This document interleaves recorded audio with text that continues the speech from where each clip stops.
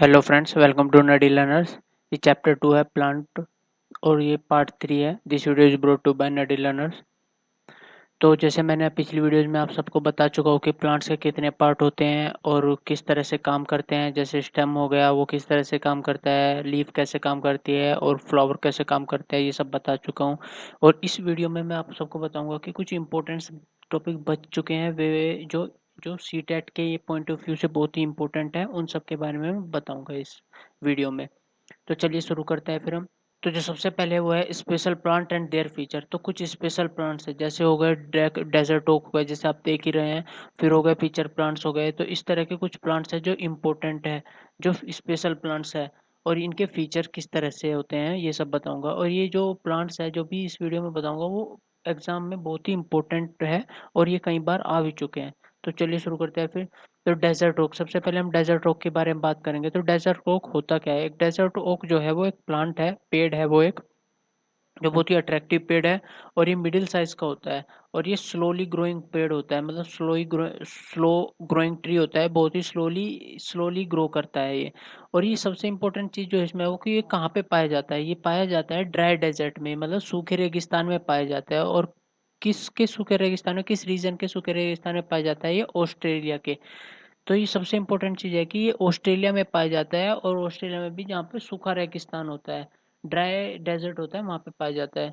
तो इसकी जो लंबाई होती है वो होती है 10 से 15 फीट होती है, 10 to 15 फीट्स होती है, ये इतने लंबे तक हो सकते हैं। तो जो अब देखते हैं जो इसकी रूट होती है वो क्या करती है कि बहुत ही डीप तक चली जाती है इसके ग्राउंड में। जब तक उनको पानी ना मिल जाए तब तक वो आगे तक जाती ही रहती है, जाती रहती है। जैसे आप सभी को पता है, मैंने बताया कि ये डेजर्ट ड्राई डेजर्ट में पाया जाता है। तो ड्राई डेजर्ट में ऑब्वियसली है कि पानी की जो मात्रा होती है, जो पानी की एफिशिएंसी होती है, बहुत ही कम होती है। तो तो जो रूट होती है उनको ऊंचाई पे पानी नहीं मिलता है। तो ऊंचाई पे पानी नहीं मिलता है तो क्या करती है, वे आगे तक ग्रो करती रहती है, करती रहती है, करती रहती है। और वे जब तक ग्रो करती रहेंगी, नीचे तक जाती रहेंगी, जब तक उनको पानी ना मिल जाए। वे इतनी लंबी भी हो जाती है कभी कभी कि जो ये पेड़ होते हैं, इनकी अगर आप एक लाइन में लगाओ, 10 से 20 पेड़ तक एक लाइन में लगाओगे तो वे 10 से 20 पेड़ तक एक लाइन में लगाओगे तो उतने लंबी तक का उनकी रूट हो जाती है कभी कभी किसी किसी पेड़ की। तो वे इतने लंबे तक नीचे चली जाती है। ठीक है। तो अब देखते हैं जो इनके और जो ये नीचे तक जाती है वो रूट, और फिर वो पानी को जो पानी लेती है वहां से, उनको टंक में इकट्ठा करना शुरू कर देती है। टंक मतलब जैसे मैंने आप सबको पिछली वीडियो में बताया हुआ है, टंक मतलब स्टेम होता है, तना होता है। तो ये टंक में उसको स्टोर करना शुरू कर देती है। ठीक है। जो फिर वहाँ के जो लोकल पीपल होते हैं, जो वहाँ के लोकल लोग होते हैं, तो वे क्या करते हैं, जैसे डेजर्ट में घूम रहे हैं या उनको पानी पानी का कमी है, तो वे क्या करते हैं, इस पेड़ के जो तने से है वो पानी निकालते हैं। कैसे निकालते हैं? एक पतला स्ट्रो डाल देते हैं इसके अंदर में, और वहां से वे उस पानी को पीते हैं। तो वे भी इस पानी को पीते हैं। तो ये पानी प्योर पानी होता है, पीने के लायक पानी होता है ये। तो ये इम्पोर्टेंट है कि जो लोकल पीपल होते हैं, ये क्वेश्चन पूछा भी जा चुका है, ये क्वेश्चन आ चुका है कि क्वेश्चन किस तरह से बन सकता है कि तीन चार ऑप्शन दे देंगे, उसमें ये भी दे देंगे कि डेजर्ट रॉक के बारे में सही क्या है ये बताइए। तो उसमें एक लाइन ये भी होगी कि लोकल पीपल है वो ट्रंक में थिन स्ट्रो डाल के पानी पीते हैं। तो वो सही बात होगी हमारी। तो इस तरह से क्वेश्चन पूछ सकते हैं। तो एक इम्पोर्टेंट चीज़ है। तो आगे चलते हैं। अब बात करते हैं नेपेथीज की या पिचर प्लांट की। इसका नाम नेपेथीज भी है और इसका नाम पिचर प्लांट भी है। तो एग्जाम में कोई सा भी नाम दे सकते हैं, इसलिए आपको दोनों नाम याद रखने की जरूरत है। तो नेपेथीज और पिचर प्लांट होता क्या है? तो जो नेपेथीज या फिर पिचर प्लांट होता है वो एक कार्निवोरस होता है, या फिर उसको इंसेक्टिवोरस भी बोलते हैं। हम इंसेक्टिवोरस प्लांट बोलते हैं, कार्निवोरस प्लांट बोलते हैं। कार्निवोरस मतलब मांसाहारी प्लांट होता है, या फिर इंसेक्ट खाने वाला प्लांट भी बोलते हैं हम इसको। तो ये क्या करता है कि ये ट्रैप कर लेता है, इंसेक्ट्स को ट्रैप कर सकता है, फ्रॉग को भी, मेंढक को भी ट्रैप कर सकता है, और माइक को भी ट्रैप कर सकता है। ये माइक मतलब चूहे जितने बड़े जो भी जानवर होंगे वहां तक का ये ट्रैप कर सकता है, उन सबको ट्रैप करके खा सकता है। तो ये कैसे काम करता है वो देखते हैं अभी। तो ये एक मॉडिफाई होता है, किसका मॉडिफाई होता है? लीफ का मॉडिफाई होता है। जैसे मैंने पिछली वीडियोज में हमने पढ़ा हुआ था कि कुछ स्टेम के मॉडिफाई होते हैं, कुछ फ्लावर के मॉडिफाई होते हैं, कुछ फ्रूट के मॉडिफाई होते हैं। तो उसी तरह से ये मॉडिफिकेशन है, किसका मॉडिफिकेशन है? लीफ का। ये क्वेश्चन एग्जाम में बन सकता है कि जो पिचर प्लांट है वो किसका मॉडिफिकेशन है, वो एक लीफ का मॉडिफिकेशन है। ठीक है। तो जब ये इंसेक्ट्स को ट्रैप करता है तो वो किस तरह से करता है, मतलब वो जो इंसेक्ट्स होते हैं वे इसके पास जाते हैं, वो क्यों जाते हैं, वो इसलिए जाते हैं क्योंकि वो बहुत ही अच्छी प्रोड्यूस, गुड स्मेल, बहुत ही अच्छी स्मेल प्रोड्यूस करता है, जिससे वे उसकी तरफ अट्रैक्ट होने शुरू हो जाते हैं। जो इंसेक्ट हो गए जैसे बीज हो गई, या फिर हमारे बटरफ्लाई हो गई, तो ये सब चीज़ें हैं, ये उसकी तरफ अट्रैक्ट होती रहती है और जिसकी वजह से वो उनको आराम से उनको ट्रैप कर लेता है।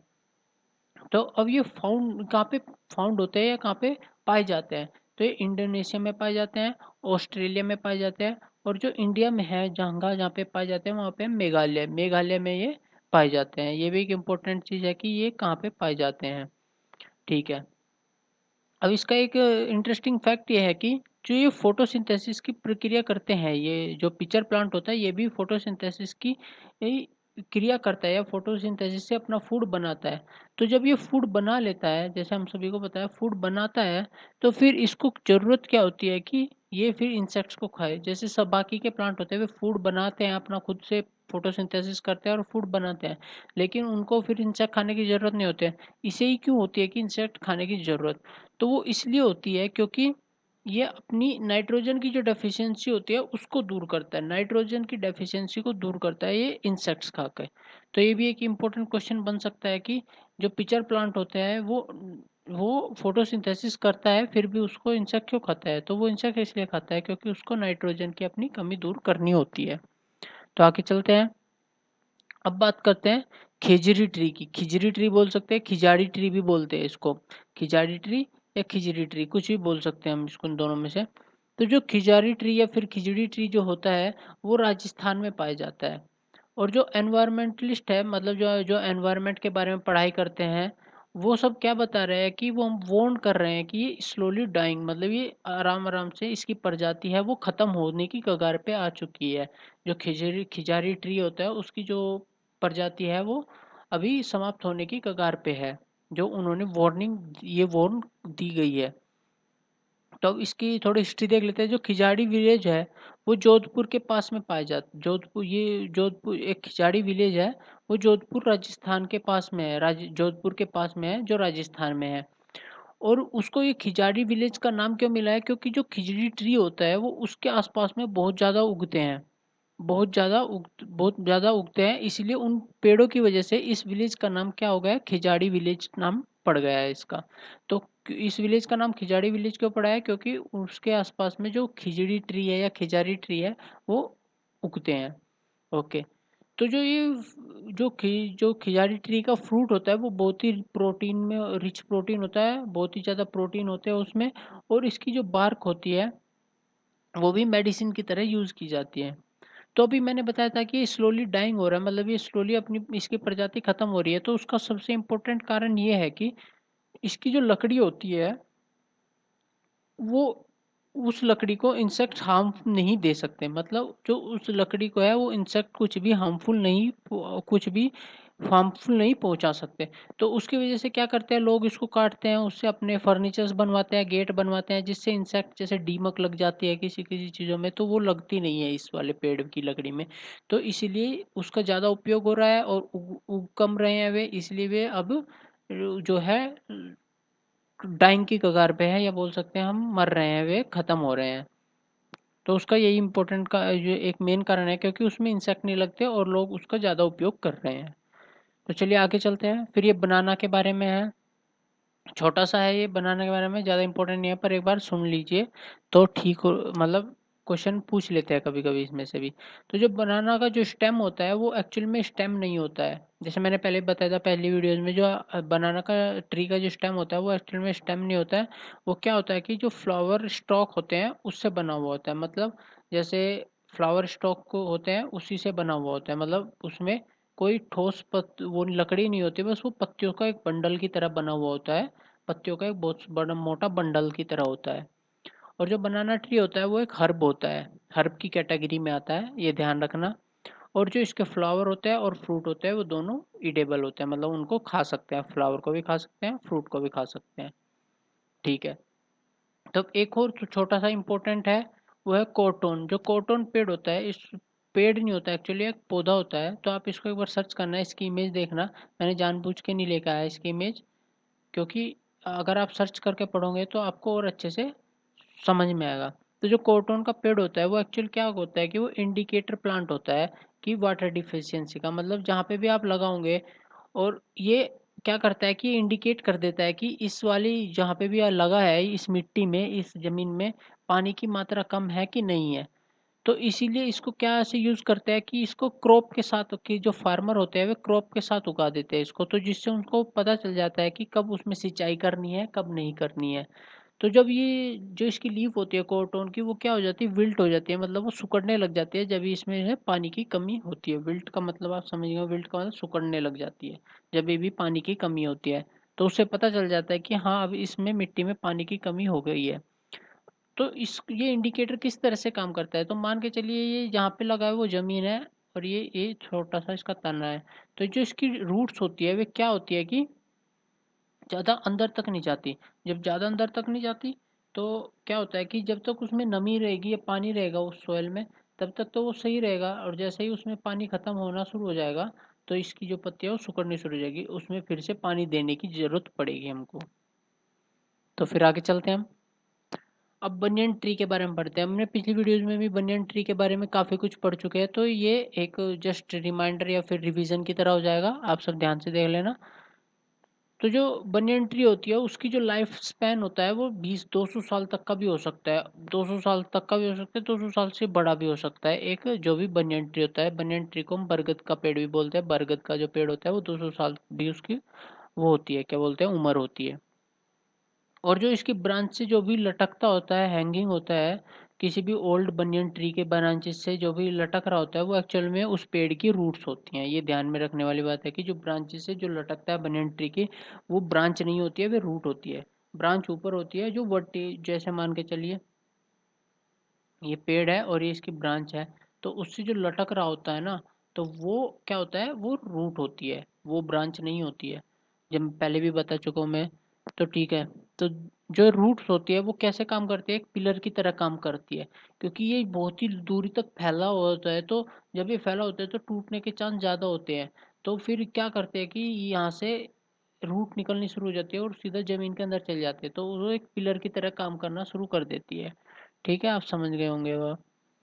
और जो इसकी ये भी मेडिकली बहुत ही वैल्यूबल प्लांट होता है, बहुत ही ज़्यादा। बनियन ट्री जो मेडिकली, इसकी जो लीव्स होती है, बार्क होते हैं, सीड होते हैं, मेडिकली बहुत वैल्यू के होते हैं। वे डिसीज़ ठीक करते हैं, जैसे डायरिया की डिसीज़ भी ठीक कर देते हैं, डायबिटीज़ भी, और यूरिनल डिसऑर्डर भी उसको ठीक कर सकते हैं। इसकी जो लीफ होती है, बार्क होती है, सीड्स होते हैं, वे मेडिकल में यूज़ होते हैं।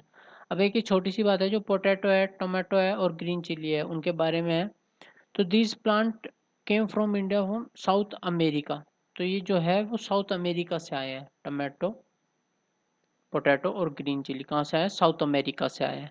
और जो कैबेज है, ऑरेंज है, पी है, वो कहाँ से आया है, वो यूरोप से आया है। और कैबेज मतलब गोभी, जो ऑरेंज संतरा, पी मतलब मटर, जो है वो यूरोप से आया है। भिंडी हो गई, जैसे लेडीज फिंगर बोलते हैं इसको, कॉफ़ी बीन्स हो गए, तो ये कहाँ से आए, ये अफ्रीका से आए हैं। तो ये भी एक इम्पोर्टेंट एक क्वेश्चन पूछ लेते हैं कि जो चिली है वो किस देश से इंडिया में आई है, वो साउथ अमेरिका से इंडिया में आई है।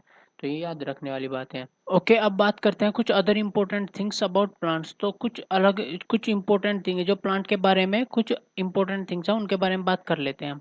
तो हम सभी को पता है कि जो हम ह्यूमन बींग्स होते हैं या फिर एनिमल्स होते हैं, वे क्या करते हैं, वे मूवमेंट कर सकते हैं, मतलब एक जगह से दूसरी जगह जा सकते हैं।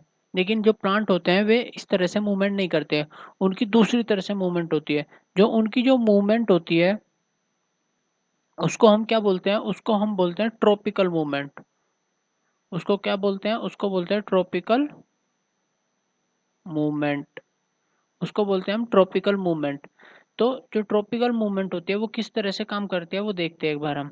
तो जो plant grow one side, either it away from the stimuli और toward the stimuli, it is known as tropical movement. तो इसमें क्या बोला गया है कि जो प्लांट होते हैं वो एक साइड में ग्रो करते हैं, या तो वे स्टुमुली की ओर ग्रो करेंगे या फिर स्टुमुली की जो उससे दूसरी तरफ, जिस तरफ स्टूमुली होगी उससे दूर दूसरी तरफ टूवर्ड करेंगे या उससे अवे करेंगे, मतलब उससे दूसरी तरफ करेंगे या स्टूमुली की तरफ दूसरी तरफ करेंगे, ग्रो करेंगे।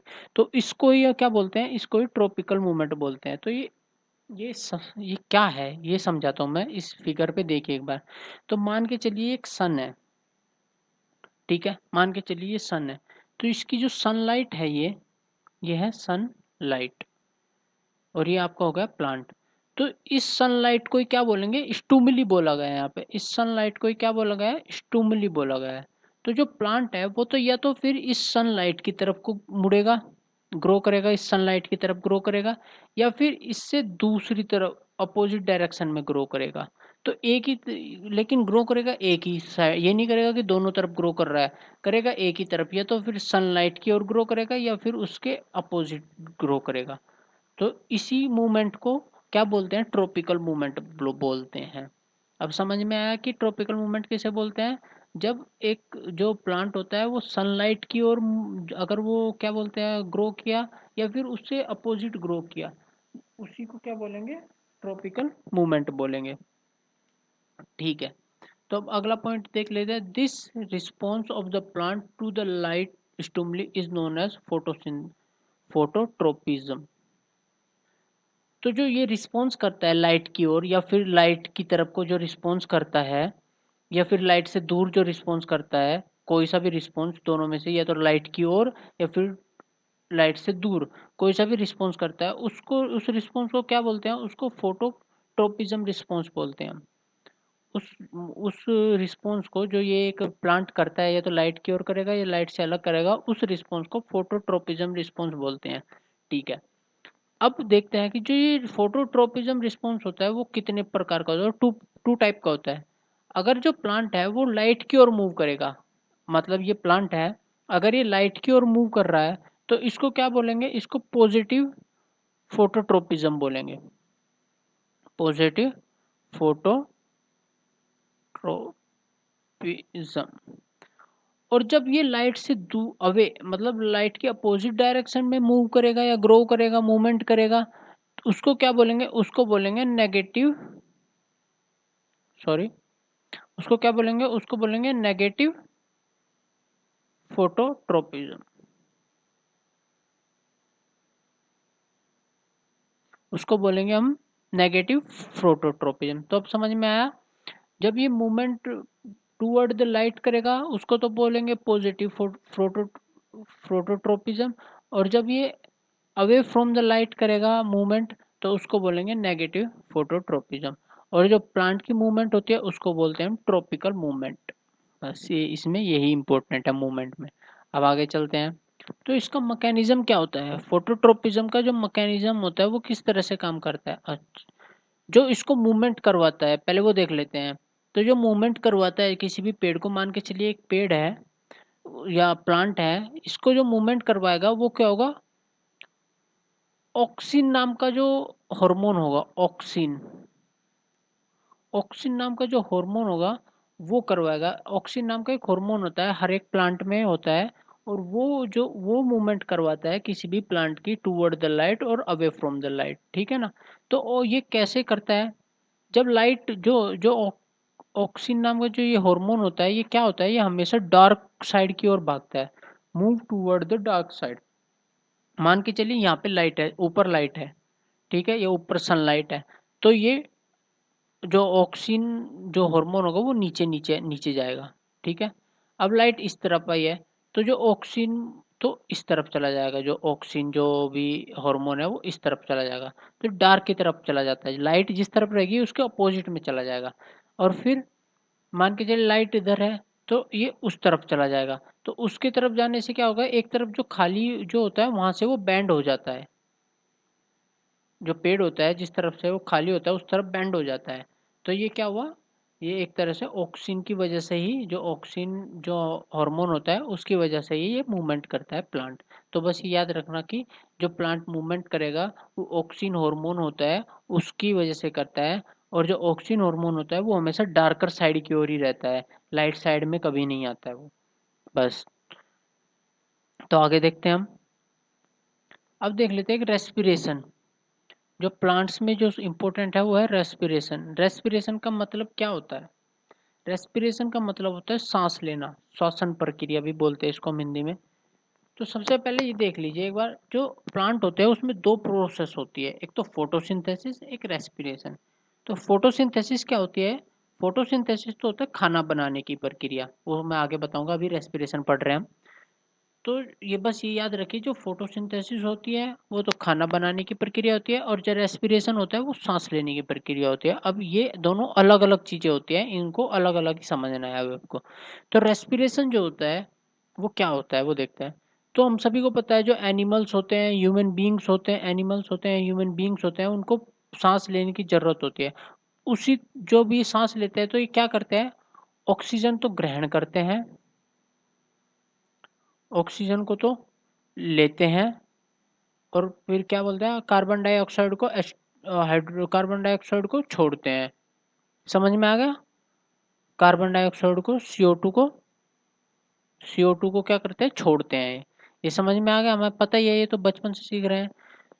तो जो प्लांट होते हैं वे भी क्या करते हैं, वे भी, उनको भी ऑक्सीजन चाहिए होती है सांस लेने में, रेस्पिरेशन करने में उनको भी ऑक्सीजन चाहिए होती है। तो जो प्लांट होते हैं वो क्या करते हैं, वो रेस्पिरेशन के टाइम में, ये याद रखना, रेस्पिरेशन, रेस्पिरेशन मतलब ब्रीथिंग के टाइम में क्या करते हैं? ऑक्सीजन ग्रहण करते हैं, वे भी ऑक्सीजन को इनहेल करते हैं या ऑक्सीजन को लेते हैं, और कार्बन डाइऑक्साइड को छोड़ते हैं,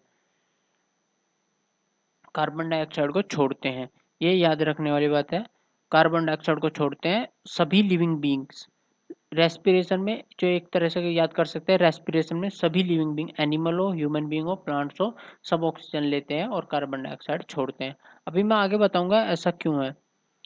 तो जो अभी हम लोगों को तो जो प्लांट्स होते हैं उनके पास कोई स्पेशल ऑर्गन तो होता नहीं, जैसे हमारे पास नाक होता है, उनके पास होता है। तो वे कैसे लेते हैं? वो स्टोमेटा के थ्रू ब्रीथ करते हैं।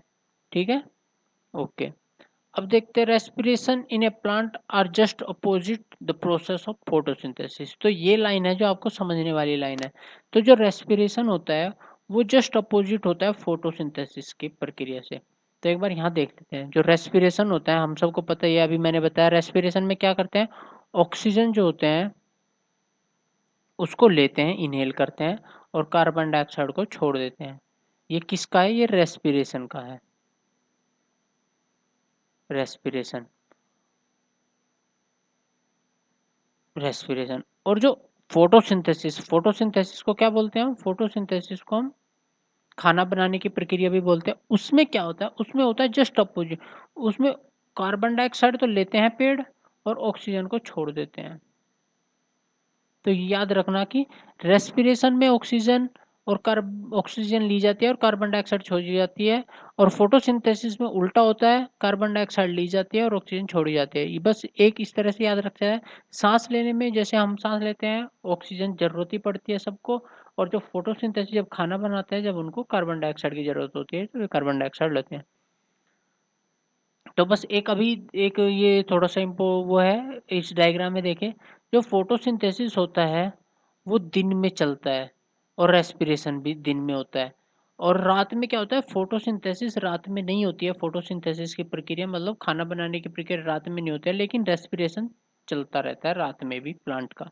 ठीक है, अब एक बार ये केमिकल रिएक्शन पढ़ लेते हैं हम। केमिकल रिएक्शन किसकी? रेस्पिरेशन की, याद रखना। तो ये काम कैसे करता है आप सभी को पता है, जो ये केमिकल रिएक्शन है, ये ग्लूकोज की है, C6H12O6। तो ये ग्लूकोज है। ये ग्लूकोज कहाँ से मिला है प्लांट को? जब उन्होंने फोटोसिंथेसिस की प्रोसेस की थी, उन्होंने ग्लूकोज बनाया था। तो इस ग्लूकोज को जलाने के लिए, हम सभी को पता है, कुछ भी चीज जलाने के लिए किसकी जरूरत पड़ती है? ऑक्सीजन की जरूरत पड़ती है। इसीलिए वे ऑक्सीजन लेते हैं, प्लांट्स ऑक्सीजन लेते हैं और ग्लूकोज को जलाने के लिए। और जब वो ग्लूकोज को जलाते हैं तो क्या क्या बचता है? CO2 निकलता है, कार्बन डाइऑक्साइड निकलती है, वाटर बचता है, और फिर एनर्जी बचती है। तो एनर्जी को वो यूज कर लेते हैं, और CO2 और CO2 को, कार्बन डाइऑक्साइड को और वाटर को बाहर निकाल देते हैं। बाहर किससे निकालते हैं? स्टोमेटा के थ्रू बाहर निकाल देते हैं, जहाँ से वे जो ऑक्सीजन ब्रीथ करते हैं वहां से वे बाहर भी निकाल देते हैं। तो ये आपको समझ में आ गया होगा। अगर नहीं आया होगा एक बार और देख लीजिए वीडियो, समझ में आ जाएगा। नहीं वरना कमेंट करके बता देना क्या समझ में नहीं आया है। तो आगे चलते हैं अब हम। अब आते हैं फोटोसिंथेसिस पे। ये बहुत ही इंपॉर्टेंट चीज़ है फोटोसिंथेसिस। तो जो फोटोसिंथेसिस की जो प्रक्रिया जो प्रोसेस होती है हम उसको खाना बनाने की प्रक्रिया बोलते हैं, फूड मेकिंग प्रक्रिया बोलते हैं। तो हम सभी को पता है कि जो सभी लिविंग बीइंग को न्यूट्रिशन की जरूरत होती है, क्योंकि उसको न्यूट्रिशन से हमें एनर्जी मिलती है। तो जो plants make their own food known as autotrophs और प्रोड्यूसर। जो जो प्लांट्स होते हैं वो अपना खाना खुद बनाते हैं, हम सभी को पता है। तो इसलिए उनको क्या बोलते हैं, ऑटोट्रोफ्स बोलते हैं या फिर प्रोड्यूसर भी बोलते हैं हम उनको। ठीक है।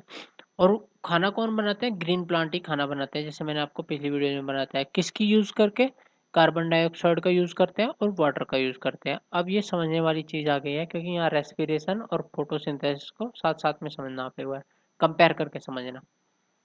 और किसकी प्रेजेंस में, सनलाइट की प्रेजेंस में खाना बनाते हैं और कार्बोहाइड्रेट मतलब कार्बोहाइड्रेट में कन्वर्ट करते हैं। कार्बोहाइड्रेट वही होता है, ग्लूकोज को कार्बोहाइड्रेट बोलते हैं। ओके, तो ये इक्वेशन देख लीजिए। कार्बन डाइऑक्साइड ली कहाँ से ली, एनवायरनमेंट से ली। कैसे ली, अभी हमने देखा था कैसे ली थी, हमने स्टोमेटा के थ्रू कार्बन डाइऑक्साइड ली। स्टोमेटा के थ्रू कार्बन डाइऑक्साइड ली जो पत्तियों में होता है। और फिर वो जो H2 मतलब वाटर जो है, वो वाटर तो रूट से लिया था उन्होंने, रूट से लेते हैं। फिर सनलाइट और क्लोरोफिल की वजह से क्या बनाते हैं, ग्लूकोज बनाते हैं। ग्लूकोज बनाते हैं, ये ग्लूकोज का ये है फॉर्मूला। और ऑक्सीजन बनाते हैं और वाटर बचता है। तो इसको तो रख लेते हैं प्लांट, और ऑक्सीजन को छोड़ देते हैं और वाटर को भी छोड़ देते हैं। इसीलिए आप कभी देखा होगा कि पेड़ की जो छाव होती है वो बहुत ही ठंडी होती है। क्यों होती है, क्योंकि उसमें वाटर की प्रेजेंस होती है उसके आसपास में ज़्यादा, इसीलिए। तो अब समझ में आया। अब यहाँ से देखिए, अब यहाँ से क्या होता है कि अब ये जो ग्लूकोज तो बना लिया उसको, अब ग्लूकोज को ऐसे डायरेक्ट तो नहीं ले सकता प्लांट, उसको एनर्जी के यूज तरह लेना पड़ेगा। तो उस ग्लूकोज को उसको बर्न करने के लिए क्या करता है, ऑक्सीजन की यूज करता है। जैसे अभी देखा था हमने रेस्पिरेशन में। तो इस ग्लूकोज को अभी देखा कैसे बनता है ग्लूकोज, फिर इसको बर्न करने के लिए क्या होता है, ऑक्सीजन की जरूरत होती है। तो ये दोनों चीजें अलग अलग है। अब जो क्या बोलते हैं कि फोटोसिंथेसिस को करने के लिए तीन तीन चीज़ों की जरूरत पड़े, तीन स्टेप्स होते हैं। तो क्या होता है कि ये सनलाइट ऑब्जर्व करते हैं, क्लोरोफिल जो होते हैं, ग्रीन जो ग्रीन फिगामेंट होता है जो पत्तियों को ग्रीन कलर देता है, वो क्लोरोफिल होता है। वो सनलाइट को ऑब्जर्व करता है, फिर उस लाइट को क्या कन्वर्ट करते हैं, केमिकल एनर्जी में कन्वर्ट कर देते हैं। और जो वाटर वाटर मॉलिक्यूल होते हैं उसको हाइड्रोजन और ऑक्सीजन में स्प्लिट कर देते हैं। जो वाटर होता है वो किस में स्प्लिट हो जाता है, हाइड्रोजन और ऑक्सीजन में स्प्लिट हो जाता है। और फिर जो कार्बन डाइऑक्साइड का है, जो कार्बन डाइऑक्साइड है उसको रिड्यूस करके क्या बना लेते हैं, कार्बोहाइड्रेट बना लेते हैं। तो ये याद रखने की है कि जो सनलाइट है वो क्लोरोफिल के द्वारा ऑब्जर्व की जाती है, ऑब्जर्वेशन किया जाता है। जो लाइट एनर्जी है वो केमिकल एनर्जी में कन्वर्ट होती है। जो वाटर है वो हाइड्रोजन और ऑक्सीजन में कन्वर्ट हो जाते हैं। और जो कार्बन डाइऑक्साइड है वो रिड्यूस होकर कार्बोहाइड्रेट बन जाता है। तो चलिए आगे। अब ट्रांसपोर्टेशन देख लेते हैं। ट्रांसपोर्टेशन का मतलब क्या है कि जो खाना बनाया है, जो ऑक्सीजन ली है, जो वाटर सब लिया है रूट ने, वो एक जगह से दूसरी जगह कैसे जाएगा, ये सबसे इम्पोर्टेंट चीज़ है। ये किसके द्वारा होता है, हमने पिछली वीडियो में पढ़ा था। ये किसके द्वारा होता है, ये स्टेम्स के द्वारा होता है। तो ट्रांसपोर्टेशन देख लेते हैं एक बार हम। तो जो ट्रांसपोर्टेशन में सबसे इम्पोर्टेंट जो काम आता है वो प्लांट में एक दो वेसल्स होती है। एक जाइलम वेसल होती है और एक फाइलम वेसल होती है। दो वेसल्स होती है, एक तो जाइलम एक फाइलम वेसल्स होती है। ये इंपॉर्टेंट चीज़ है। जैसे ह्यूमन बीइंग में होती है बहुत सारी वेसल्स होती है जो खून को इधर उधर लेके जाती है, उसी तरह प्लांट में भी दो वेसल्स होती है, एक जाइलम वेसल्स होती है, एक एक फाइलम वेसल्स होती है।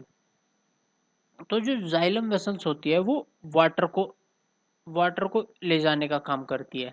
और वो वन वे होती है, ये भी याद रखने वाली बात है कि वो क्या होती है, वन वे होती है। वाटर को ले जाने का काम करती है और होती है वन वे। सिर्फ आसान भाषा में बता रहा हूँ जो जो इम्पोर्टेंट है। वन वे कैसे होती है, आप सभी को पता है, जो रूट होती है वहां से ही वाटर आता है। ये तो है नहीं कि पत्तियों से वाटर आ जाएगा, वहां से तो नहीं आता है, रूट से ही वाटर आता है। तो बस वो नीचे से ऊपर लाने का ही काम करती है, ये वेसल्स है जो जाइलम। तो वाटर का हिंदी में क्या बोलते हैं, जल बोलते हैं। तो वहां से याद रखना कि जैसे जल जैसे जाइलम, बस इस तरह से याद रख सकते हैं। तो ये वाटर लाने का वन वे होती है, सिर्फ वाटर वाटर लाने का काम करती है और कुछ काम नहीं करती है, नीचे से ऊपर का काम करती है। और जो फाइलम वेसल्स होती है ये क्या करती है, बाकी का जो भी फूड बनता है, जो फूड होता है, फूड जो होता है उसको ऊपर से नीचे, नीचे से ऊपर लाने का काम करती है, जो फाइलम होती है। और ये क्या होती है, ये टू वे होती है, ये याद रखना, टू वे होती है। जो फाइलम होती है वो food, F4 food, F4 phylum. तो इस तरह से याद रखें, F4 फाइलम नहीं होता है, PH से शुरू होता है, पर फूड फाइलम ये राइम हो रहा है ना, तो इसलिए याद करना। और ये याद रखना टू वे होती है। अब टू वे कैसे होती है, जैसे अब मैंने बताया था कि कुछ पेड़ होते हैं जो क्या करते हैं कि रूट तक का भी तो खाना पहुंचाना होता है, तो नीचे तक जाता है, फिर रूट में कुछ खाना स्टोर हो जाता है, तो जब इमरजेंसी होती है तो वहां से वो खाना भी लेते हैं, तो वो फिर वापस ऊपर आता है। तो इस तरह से काम करती है ये वेसल्स। तो ये फूड को ऊपर नीचे टू वे होती है, इसमें दो ऊपर भी जाता है खाना, नीचे भी जाता है, तो ये टू वेसल्स होती है।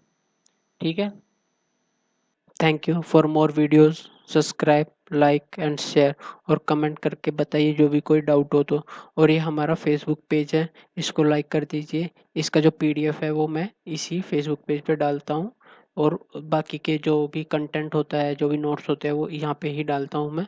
तो आप वहाँ से उसको डाउनलोड कर सकते हैं, देख सकते हैं। तो आप इसको लाइक कर लीजिए। Thank you.